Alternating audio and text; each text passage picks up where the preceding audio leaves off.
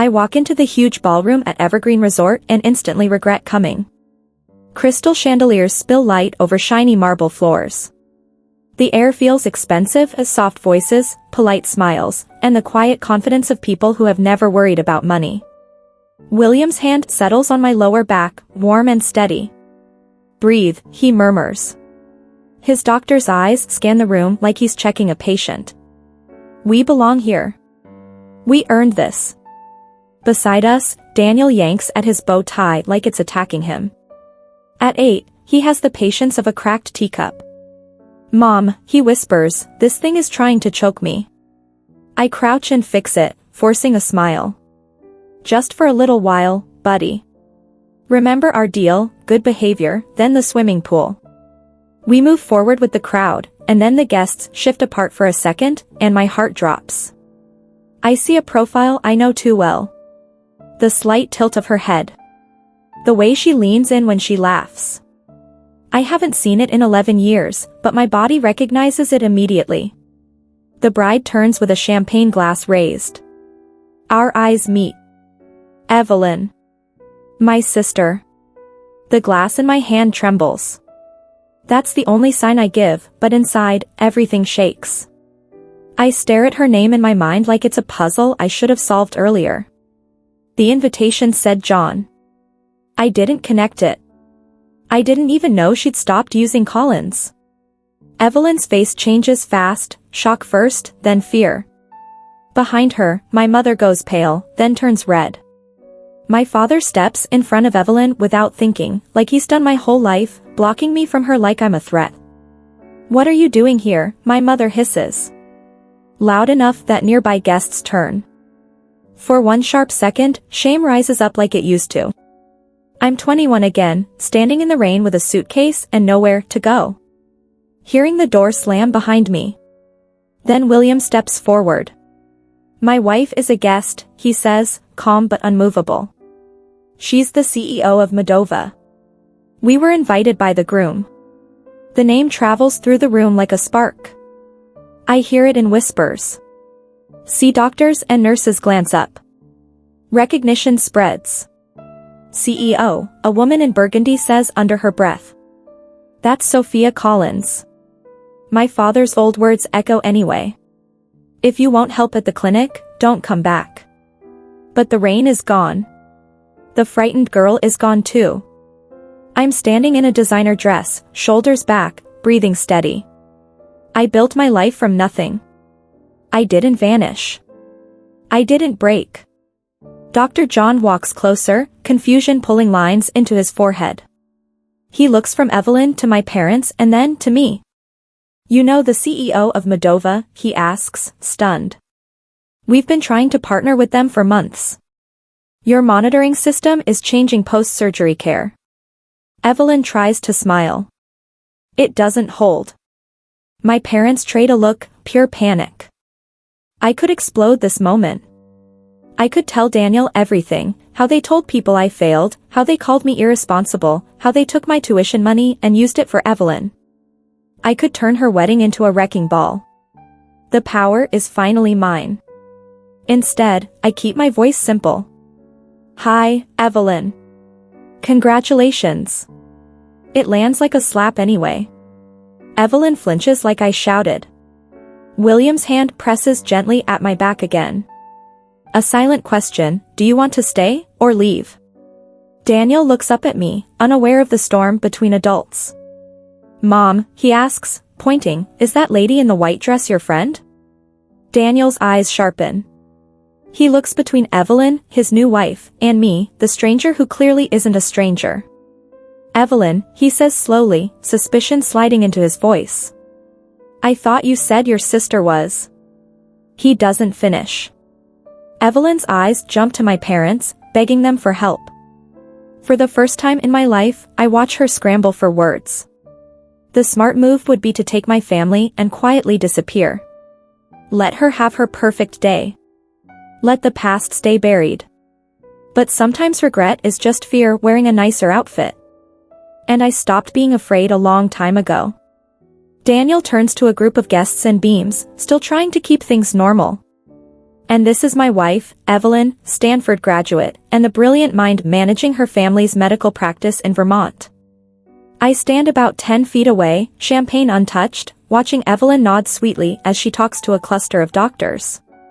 Her pearl earrings flash when she tilts her head again. That tilt used to mean one thing when we were kids. She was about to stretch the truth. The Collins Clinic has served our community for 30 years, she says smoothly. Family medicine, with some geriatric care. A woman nearby catches my badge and freezes. Medova, she reads, eyes widening. You're Sophia Collins. Your talk at last month's medical summit was incredible. Your system is changing recovery protocols across 5 states. 6, I say with a polite smile. We just finished rolling it out with Northwestern's hospital network. Across the room, Evelyn is talking about a treatment approach. One doctor frowns. I thought Stanford moved away from that years ago, he says. Evelyn laughs, too high, too quick. Oh, you know how academic debates are. Some professors hold on to old ways longer than others. Daniel's arm loosens around her waist. Not much. Just enough to notice. Then I hear my father behind me. Sophia. His voice is older now, but it still carries the same command that used to send me running to answer phones at the clinic while Evelyn played piano. You need to leave, he says, stepping into my space. You're ruining Evelyn's day. William stiffens, but I touch his arm to keep him calm. I was invited by Daniel, I reply evenly. Maybe you should explain why that bothers you. My father's face tightens. Don't act innocent. You show up like this, showing off some company you claim to run. Medova isn't a claim, William cuts in, voice sharp. Her system is in 27 hospitals nationwide. People nearby turn. The name hits them like a bell. Heads pivot. Eyes narrow with interest. My mother tries to steer guests away from me, fluttering and smiling like she can control the room. Too late. Connections are already snapping into place. Daniel tugs my hand again. Mom, can I have cake now? You promised. In a minute, sweetheart. He peers around me, staring at Evelyn. Is that lady your sister? Does she go to Stanford like you did? My father goes stiff. Daniel keeps going, innocent and cheerful. You showed me your college pictures. Those red buildings were pretty. Evelyn drifts closer, Daniel beside her. The word Stanford hangs in the air like smoke. Stanford? Daniel repeats, looking at me. You went there too? I meet his gaze without blinking. I did. Class of 2016. A doctor nearby, clearly someone important, looks at Daniel with surprise. You didn't say your wife's sister was Sophia Collins. Her work on predictive systems for post-surgery complications is incredible. Northwestern cut readmissions by over 20% using her tech. Evelyn's face loses color. She reaches for Daniel, but he shifts away, eyes no longer on her. The lies finally have weight. You can see them pressing down on her shoulders. Daniel pulls Evelyn aside. Their whispered argument is visible even from here, his confusion, her panic, his disbelief turning into something colder. You told me you graduated from Stanford, he says, loud enough for a few people to hear. I went there. I've never heard your name. Not once. Evelyn's voice cracks as she tries to patch it. It was mostly remote, a special program. Stanford medicine doesn't do remote degrees, Daniel says, flat and final. It never has. Evelyn freezes. Daniel straightens his tie like he's trying to steady himself. Then he turns away from her and walks across the room, straight to me. Evelyn watches him like someone watching their last lifeline slip out of reach. He reaches my side, voice controlled but strained. Can we talk somewhere quieter? He guides me toward a small alcove at the edge of the ballroom. 5 plush chairs. A small table. Softer light. I'm sorry, he says, adjusting his bow tie like it's the only thing he can fix. I I didn't know. She told me you dropped out after one semester. That you couldn't handle it. That you disappeared. The old pain flares, quick and familiar. But I don't flinch. Years of meetings, deals, and hard nights taught me how to stay calm even when I'm bleeding inside. I didn't disappear, I say. I graduated. I just did it the hard way. His brow creases. How? 2 jobs, I answer. Mornings at a coffee shop. Evenings at a hospital front desk. Weekends at a call center. His face shifts as the story rearranges itself in his head. Stanford, he asks quietly. I shake my head. Community college first. Then State University. I couldn't afford anything else after I found out my college fund was gone. Daniel exhales slowly. Move to Evelyn, he says, not as a question. I don't deny it. For a moment, memories rise up like a tide, couches I slept on, cheap noodles for dinner, begging for extra time on assignments because I was working double shifts, pretending I wasn't exhausted when I was falling apart. I focus on the present again. That hospital job, I continue, is where I met William. He was a resident back then. Daniel listens closely, like a doctor studying a case he can't ignore anymore. I let the truth sit between us, plain and heavy. No shouting. No drama. Just facts. And somewhere behind us, the music keeps playing, like the room is trying to pretend nothing is breaking. Within a few months, we built the first prototype, the one that later became Modova's main product. Daniel leans in. And Modova. Evelyn said you used to work some boring office job? I can't stop a small smile. We started in our apartment 7 years ago. Last quarter, our revenue was just under 400 million. Across the room, I see my parents standing close to Evelyn like guards. My father walks in tight circles, his face red with anger. My mother grips Evelyn's arms so hard her knuckles turn white. They keep looking at us and whispering like they're planning something. They'll try to pull us apart soon, I say calmly. Daniel follows my stare, his expression uneasy. William walks over, his phone down at his side, like he's just holding it normally. I know what he's doing, quietly recording, just in case. We learn to protect ourselves after years of dealing with jealous people and hostile business circles. Everything okay? He asks, his doctor's eyes checking me in one quick sweep. Just catching up, I say. Warm gratitude spreads in my chest. William sees me as I am, not as the story my family likes to sell. A moment later, my mother rushes over, voice sweet and loud. Daniel, someone from Boston General is dying to meet you. Her eyes slide past me like I don't exist. Same old feeling. Daniel doesn't move. In a moment, Sophia and I are in the middle of an important conversation. My mother's smile freezes. She turns to a nearby group of guests and says, Sophia has always needed attention. She's always been jealous of her sister's achievements. The words hang in the air, sharp and ugly. A few people shift awkwardly. Eyes flick from me to my mother. I stay sitting, posture straight, face calm. William's hand rests on my shoulder, steady, grounding. 20 minutes later, when I step into the bathroom, I'm not surprised to find Evelyn there. She's touching up her mascara, but her hands shake. We lock eyes in the mirror. Why are you doing this to me? She demands. Her voice cracks on the last word. I wash my hands slowly. Doing what? Ruining my wedding. Making Daniel doubt everything. Tears smear the makeup she worked so hard on. I'm not doing anything, I say quietly.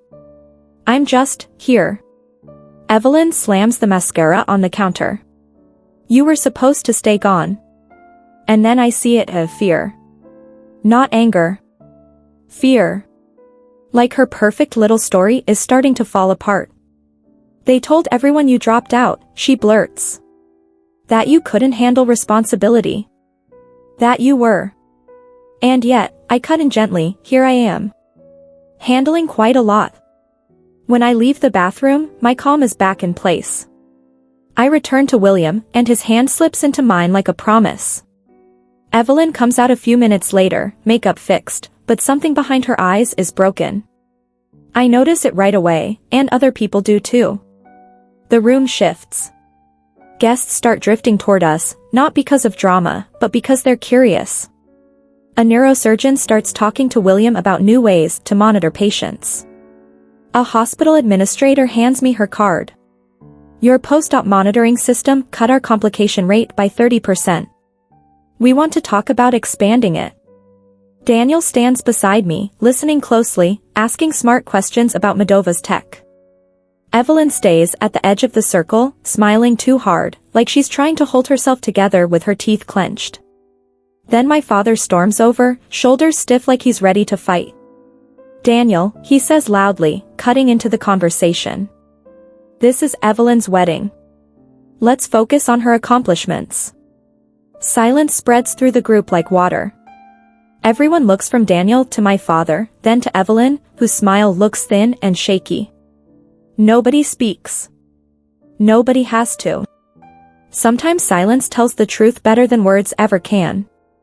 I hand my half-empty champagne flute to a passing server and glance at my watch. We've stayed long enough. Across the room, William catches my eye as he steps out of a conversation with an excited orthopedic surgeon. He gives me the smallest nod. Daniel tugs my hand, eyes bright. Are we leaving? Pool time? Yes, buddy, I tell him. One more thing.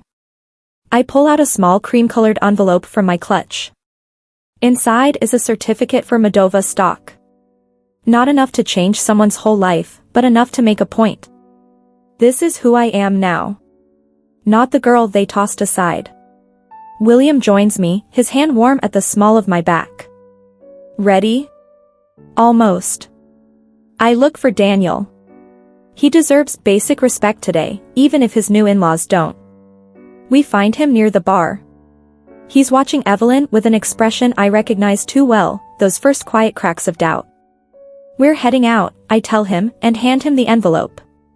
Congratulations again. He takes it with real gratitude. Thank you for coming. Especially considering, his eyes flick toward my parents, hovering nearby like they're waiting for blood. I appreciate the invitation, I say. Closing this chapter matters more than I thought. Daniel leans closer, lowering his voice. I'd like to visit Modova sometime. Professionally. We look at each other. Understanding passes without needing to be said. My assistant will set it up, I reply, handing him my business card.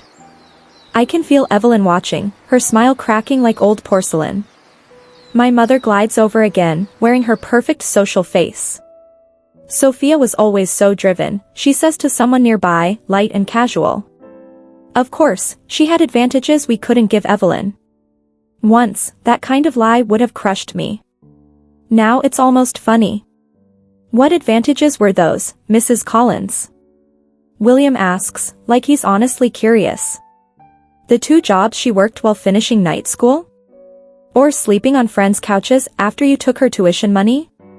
My mother's face tightens. And now Daniel's colleagues have drifted closer. People are listening. My mother takes a small step back, recalculating. Daniel looks up at me, confused. Aren't those people your family, Mom? The simple question drops like a stone. Everything goes quiet again. I kneel to his height. They're relatives, buddy. Family is different. That's when my father steps in, puffing himself up like he used to when I was young and scared. You can't just walk back into our lives, he snaps. I'm not trying to, I say, my voice calm and final. I'm not here to expose you, and I'm not here to make peace. I built my own life. You pushed me into it when you showed me the door. A memory flashes, cold rain soaking my jacket, my suitcase heavy in my hand, the scary freedom of having nothing left to lose. Daniel fiddles with his bow tie. William rests a hand on our son's shoulder, steady as ever. I look at my parents. Thank you. They blink, thrown off. Thank you for not giving me a chance, I continue softly. You made me build my own. My mother's face twists, anger fighting with the need to keep up appearances. For once, she has nothing to say. I take Daniel's hand. William falls into step beside us. We leave without rushing, without drama. No shouting. No tears. Just the quiet power of walking away whole. Whispers follow us like light rain, but unlike years ago, they don't touch me anymore. In the lobby, Daniel spins with pure joy. Pool time. 10 minutes to change, William tells him, ruffling his hair. Meet you there. As we head toward the elevators, I catch our reflection in the polished marble, 7 people, solid and connected. Behind us, through the ballroom doors, I glimpse Daniel watching us leave. Then he looks back at his new bride, and I see new questions in his eyes. Some weddings mark beginnings. This feels like the end of something. The last time I let other people's expectations sit on my shoulders. The last time I chased approval I never truly wanted. And the last time I carried pain that doesn't deserve a place in my future. Daniel slaps the elevator button like it's a mission. Let's go. The doors close. We rise. Yes. Up we go. Sunlight pours through the floor-to-ceiling windows in my office, stretching shadows across the concrete floors. A month has passed since Evelyn's wedding, but the memory still shows up when I least expect it, like a dream I can't fully shake. I look down at the partnership proposal from Boston Memorial. 8 figures. A serious contract. Their trial results are printed in clean, simple lines. Medova's monitoring system cut post-surgery complications by 51%. Numbers don't lie. Numbers don't play favorites. My hand stops mid-note. I haven't spoken to my sister's husband since that night. Send him in, I say. Daniel walks in like someone carrying a weight no one else can see. His shoulders are rounded. His suit looks slept in. His eyes are ringed with dark shadows. Thank you for seeing me without an appointment, he says. He doesn't sit until I point to the chair across from my desk. Coffee? I ask. He shakes his head. I can't stay long. So I wait. Silence has always been one of my strongest tools. He finally speaks, the words spilling out fast. I talked to a lawyer about an annulment. And everything Evelyn told me was a lie. I don't react. I just listen. She never went to Stanford. She never ran your parents' clinic. She's not a manager at all, she's the receptionist. I take it in without surprise. The lies were always there. They just needed someone brave enough to pull at the thread. I'm sorry, I tell him, and I mean it. He swallows hard. It gets worse. Your parents, the clinic, they've been committing Medicare fraud. Billing for procedures that never happened. Using old codes on purpose. Evelyn helped them. The news hits me like a slap, not because it shocks me, but because it confirms everything I shoved into the back of my mind for years. Daniel rubs his face, fingers pushing through his hair. I didn't want to drag you into this. But when I started checking Evelyn's past, I noticed patterns. Missing details. Strange gaps. He looks at me carefully. And your name kept showing up in old clinic records. Then it disappears completely, about 11 years ago. Outside my window, the city shimmers in summer heat. I built my life from nothing. They built theirs on stories and stolen trust. They used my college fund for Evelyn, I say quietly. When I confronted them, they told me I wasn't Stanford material anyway. Daniel flinches. The truth is, I never wanted to be a doctor. I wanted to fix broken systems. Make healthcare smarter. Safer. More honest. You did, Daniel says, glancing around. Medova is changing post-surgery care everywhere. A calm silence settles between us, one of the first honest moments I've had connected to my past. Then he says, the clinic is being investigated. I sent anonymous information to the right people after I realized how deep it went. They've been doing this for almost 15 years. 15. Right around the time I left for college. My phone lights up with a text from William, picking up Daniel early. Zoo day. Come with us.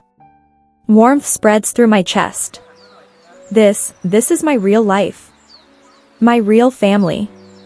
What are you going to do? I ask Daniel. He straightens like he's trying to stand taller for the first time in weeks. File for divorce. Cooperate fully. Start over. He hesitates. I came to apologize for bringing you back into this. And I need to ask, are you going to get involved? The question hangs in the air.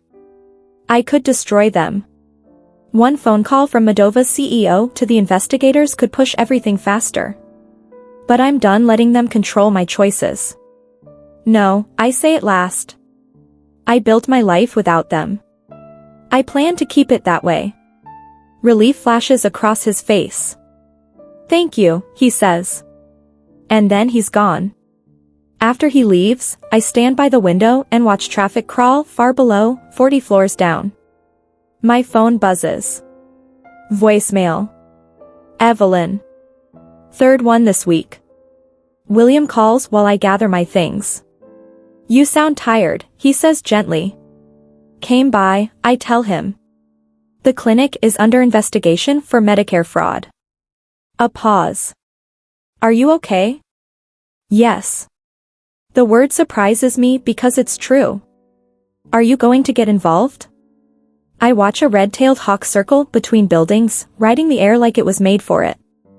I've been thinking about what you said, I tell him. That my success is already the best punishment they'll ever get. I meant it, he says. But it's your choice. My laptop pings. A new email. An attorney from the Medicare Fraud Investigation Division is requesting information about my time at the Collins family practice. Attached are documents requesting testimony. They want me on record. I swallow. Part of me wants to delete it. Pretend it never came. Let the mess swallow them whole without my name anywhere near it.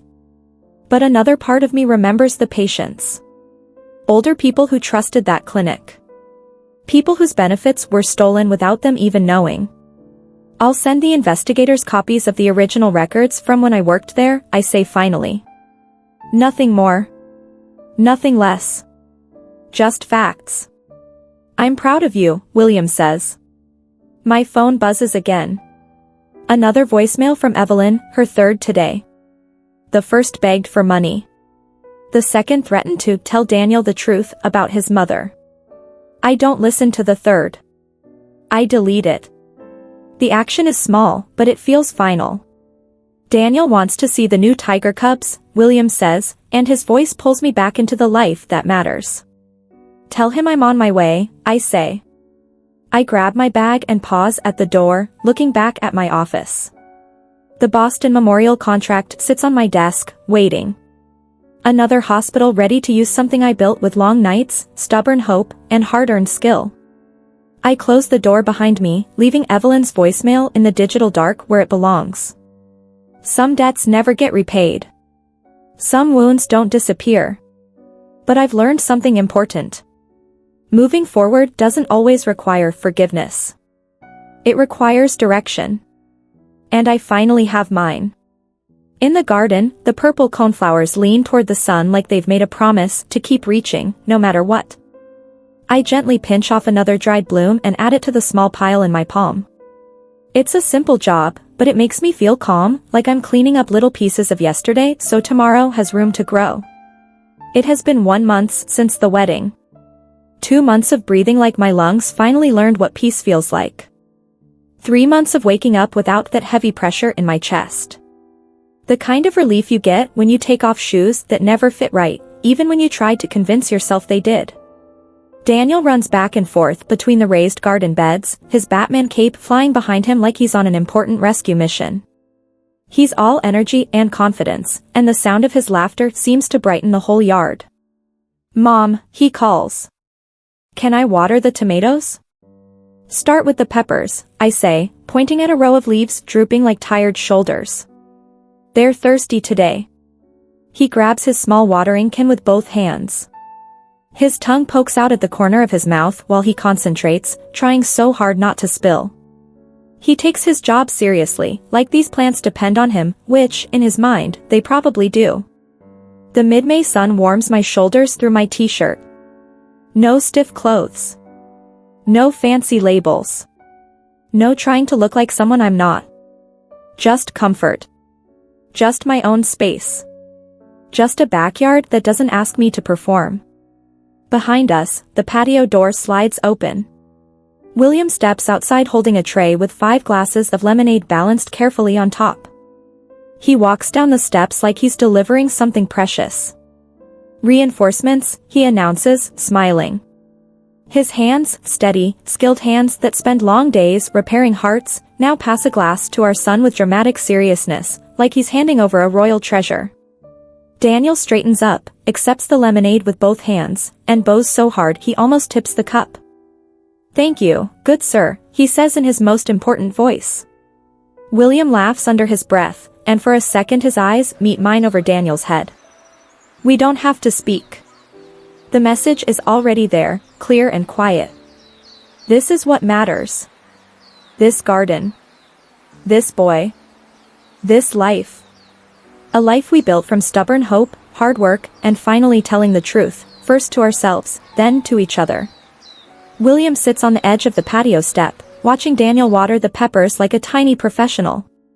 Then he says, like it's no big deal, the Davis Hospital Board approved the patient monitoring system. He says it casually, but we both know it's not small. It's huge. It's the 5th major hospital chain this year alone choosing Modova's technology. That means more nurses catching problems sooner. More doctors getting the right data at the right time. More patients healing safely because our system helps people see what matters before it's too late. Daniel looks up like he understands the weight of it, even if he doesn't know the details. That's number 7, he announces proudly, counting on his fingers.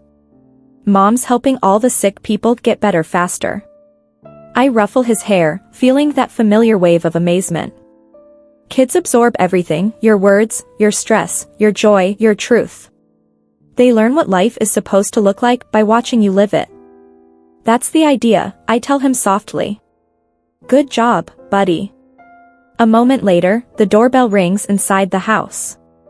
William lifts an eyebrow. Expecting something? Probably FedEx, I say. Maybe those component samples from Switzerland. He heads inside while Daniel continues watering like he's saving the world one pepper plant at a time. I keep deadheading the coneflowers, enjoying the quiet. But when William comes back out, something in his face is different. He isn't smiling now. In his hand is a certified letter. Even from where I stand, I can see the return address printed neatly in the corner. Evelyn Collins Brooks. My stomach tightens instantly, like a rope being pulled inside me. A knot I thought I had finally untangled comes back like it never left, sharp and familiar.